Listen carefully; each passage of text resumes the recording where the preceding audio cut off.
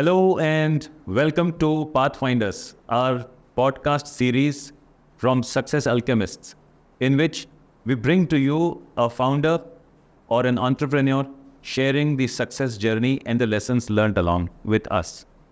There are so many challenging situations that different aspects of business or any venture throw at us, but different people deal with it differently, and that's how success stories are made. Today, I am really happy that we have Nikhil with us in the studio, who is the co-founder of Walnut Schools here in Pune. Thank you very much for your time, Nikhil, and welcome to Pathfinders. Thank you so much. Thank you. It is interesting to see that there is a school with a difference and has been flourishing, and most importantly, spreading fulfillment not only amongst the co-founders and the Walnut family, but also the parents. Tell us something about it. Yeah, so we started Walnut School around 10 years ago. And before that, we were also into education. We were running another school, our own. And from the experiences that we gained there, we didn't want to commit the same, mistakes again at Walnut. And so we kind of improvised. And we thought that, hey, how can we create a virtuous ecosystem for everybody involved? The students, the parents, the teachers, the management, everybody, where there's obviously a fulfillment when you educate children. There's no doubt about that. But the experience which everybody goes through as an organization has to be kind of picture perfect, where you have to really strive hard in the initial days to create the culture, set the baseline culture, and get the right people, and make sure that you're nurturing them and grooming them to grow as leaders. And after a few years, you actually start seeing the results of that. And that is when you actually start seeing a very kind of a brilliant show of dedication, a brilliant show of results from all your academic achievements everywhere. And that creates a general sense of happiness for the whole ecosystem in our school. Nikhil, because it is not something that you inherited, rather you started from scratch. Yes. So you and your wife Arpita, you've started it from scratch, which means that entrepreneurial journey that you undertook must have gone through lots of obstacles and lots of challenging situations. Yes. Do you think that those challenges have been slightly different from what others have faced, or pretty much the nature has been the same? So the challenges have pretty much been the same. Always it's about money, it's about the team, and it's about how much you can put into bring both of these working together. It's usually that for any business, so to say, correct? So we were no different, and always entrepreneurs have to always think out of the box and try to solve problems in different ways. So when we started out, we couldn't afford to even pay the deposit, or we couldn't afford to buy land or build a building. Those were really out of our scope, right? So we had to innovate on that front. Are your schools self-owned now? No. None of them. Two of our schools are on lease, and one is self-owned. So we had to kind of innovate to get to a point where we could convince the landlords, saying, hey, this is our credential, this is who we are, and this is our experience, and this is how we plan to build this out, right? So we had to take the landlords along with us along with us on our journey, and get them, with us to make sure that they were engaged with us. And only then, if they bought our story, could we go ahead. So we had to really work a lot to get that to happen. Wow, that's fantastic. And other than the investments that the schools have to make in terms of the property, there are so many other investments. Yeah. Where, again, there is a heavy dependence on availability of capital. Yeah. How did you navigate that? So we begged, borrowed, and stole. So, we had a lot of friends and family whom we approached for short-term loans. We used our policies, and we did all of that to make sure that we could get our first school off the ground. And we obviously put in a lot of manual effort. We were standing there and getting things done. So Walnut School is actually 3 founders. Me, my wife Arpita, and Ravi Potlis. So 3 of us started Walnut. And we knew that, initial years we have access to limited capital. So we have to put in efforts manually, be there ourselves, stop getting people, and trying to make sure we could keep costs to a minimum. In terms of standing out, Walnut has definitely done an exceptional job, that it's a different way of imparting education.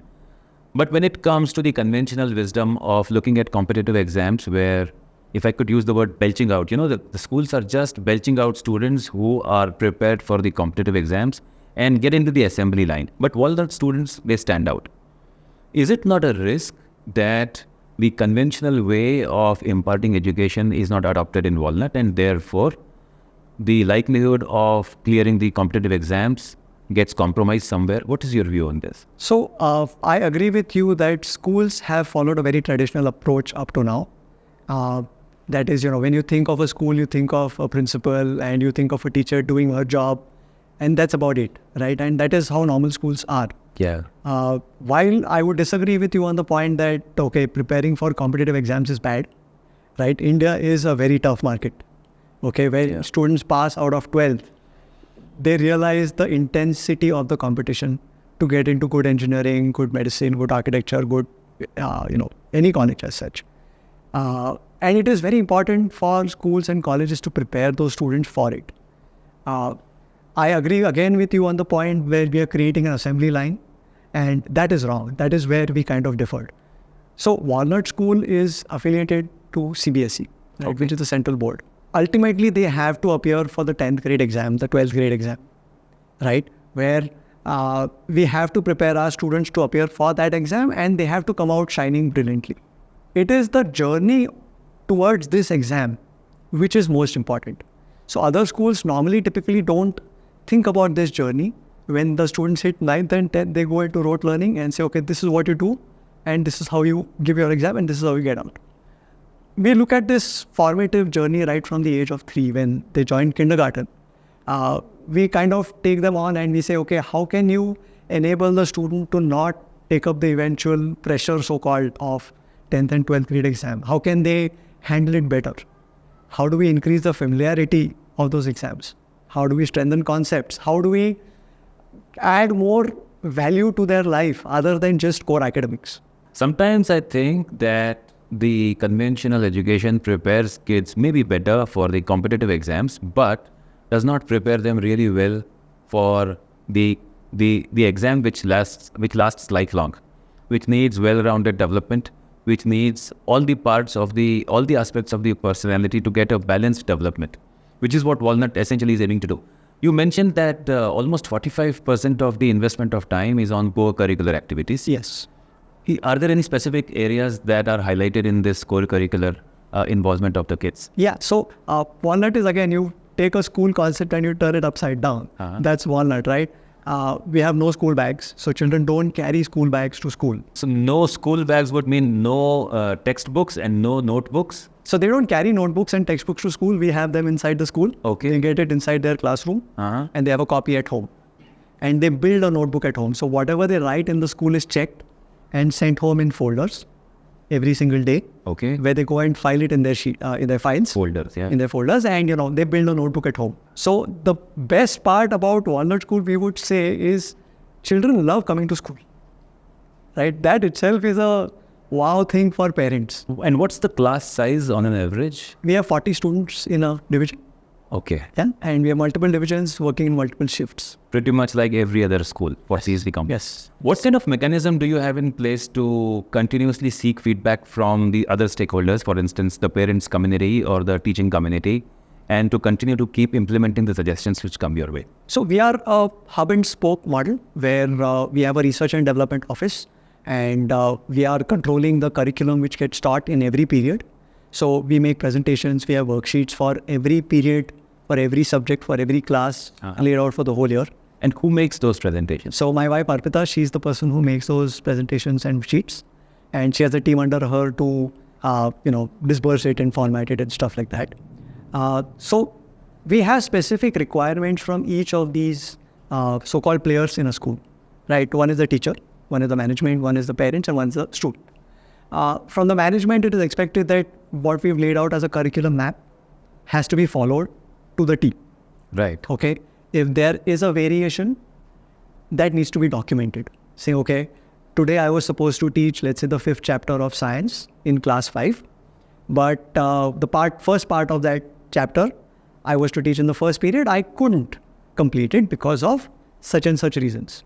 We say, fine, we are not, sitting with a whiplash. But we say, okay, what was the problem? You need to document that, right? And in what way is it documented? Do we have an ERP or a CRM or an equivalent somewhere? Yeah. So we have a centralized ERP where we document each and every. So all of this which is distributed to teachers to teach is via an ERP, right? So each presentation is a product, each worksheet is a product. So if there's a feedback saying, I couldn't I couldn't complete this presentation in the given amount of time, I need to see comments below there saying, in this school, I couldn't do it because of such and such reason. We say, fine.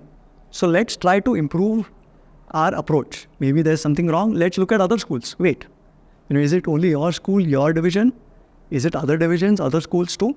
It all has to come together. And if we say, hey, this looks like a real problem, let's improve that for the next year.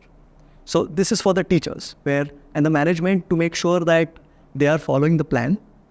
The teachers are supposed to be really good actors. We tell them your first job is Nautanki.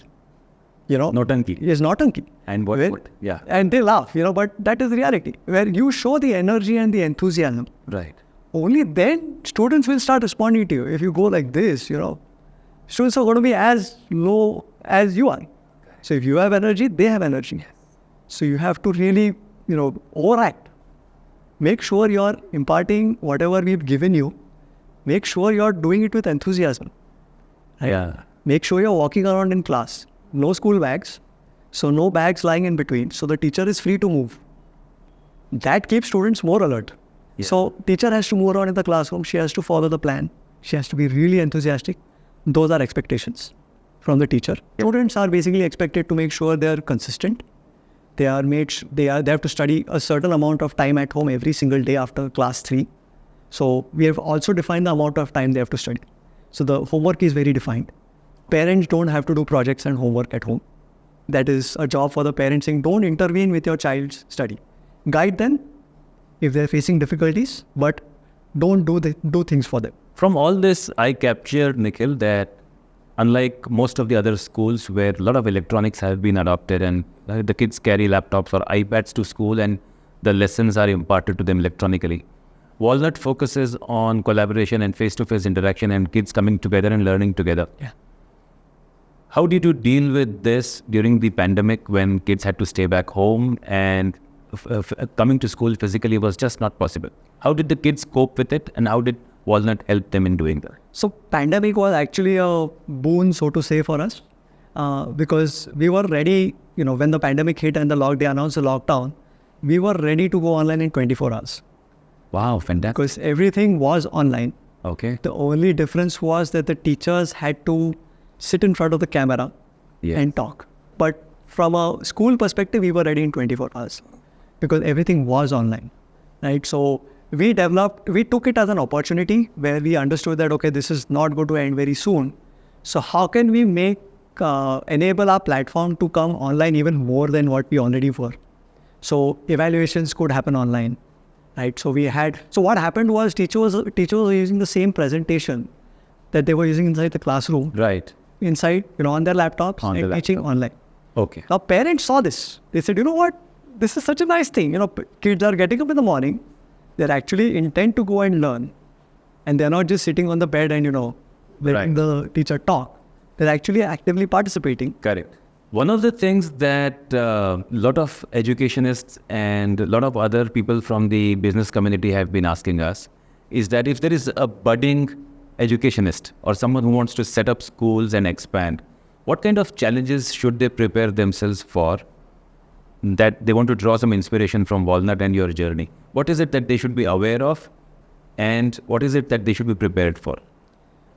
I would definitely say it's not an easy journey, right? Whoever thought running schools is easy is wrong. I mean, we thought it was easy, but we turned out to be wrong too. And it's just like any other vertical that you run, right? As an operation, it is very operationally intensive. Mm-hmm. The thing is, I can take two approaches. I can be very laid back and say, you know what, inko diya hai kaam karne do. Or I can be very proactive and find out how can I improve things on a day-to-day basis. And I want to create a scalable system, right? So how do I not overload my team to collect data and still get relevant input points to get improvement areas to work on, right? So that is essentially a skill which you kind of develop over time. Okay. If you have some experience in running any business which you have scaled, then you know it's the same tricks which apply to that, in schools too. That if you want to scale a business, you don't want to overload your people with, unnecessary data on a day-to-day basis. Saying, ye form bharo, ye form bharo, ye form bharo. You have to collect meaningful data. Absolutely. You have to have a meeting rhythm. You have to have a very strong training program, right? Training is probably the most important aspect in our system, especially because we kind of have, as I said, turned the system upside down. We can never hire laterally in our system.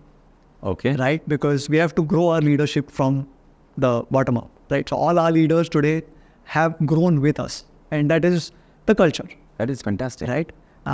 And so if anybody wants to start a school, it's essentially the same. If you want to start a scaling system, a scalable platform, you need to have a very strong training program, very strong documentation, very strong meeting rhythms, and obviously a very strong technology platform to bring it all together. And I should be able to define what I want from technology, right? It doesn't matter that I know software or not.